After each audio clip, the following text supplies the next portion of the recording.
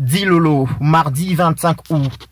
Là, c'est une réunion tenue quelques heures seulement avant le rapatriement des Congolais et des Angolais qui se sont retrouvés hors de leur pays lors de la fermeture des frontières à cause du coronavirus.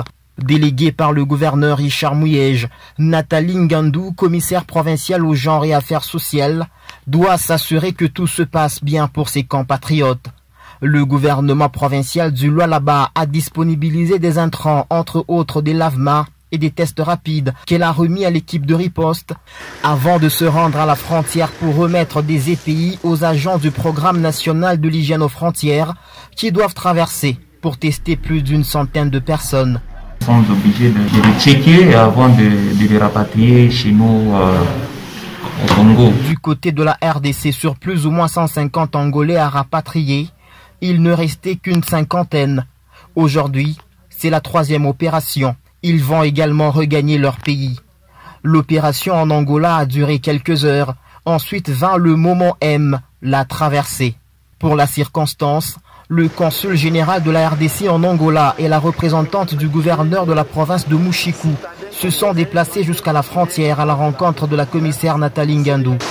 La République démocratique du Congo, par le biais de son Excellence, Monsieur le Président de la République, Félix Antoine Tshisekedi Tshilombo, tient à vous remercier pour la franche collaboration d'avoir accepté de rapatrier les Congolais sous notre sol. La cérémonie a consisté en la remise des listes des Congolais à rapatrier. Nathalie Ngandou, en vrai patriote, est partie chercher les siens de l'autre côté de la frontière qui est restée fermée depuis plus ou moins 4 mois.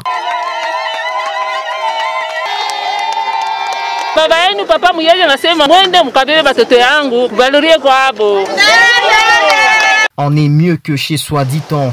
C'est avec sourire aux lèvres que ces Congolais ont regagné leur patrie.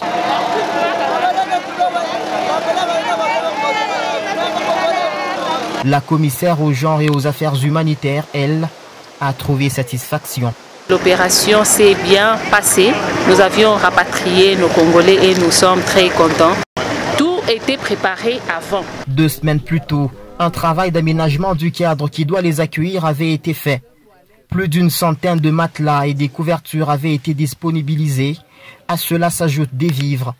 Dans cette équipe d'avance, l'équipe provinciale de riposte contre le coronavirus faisait partie.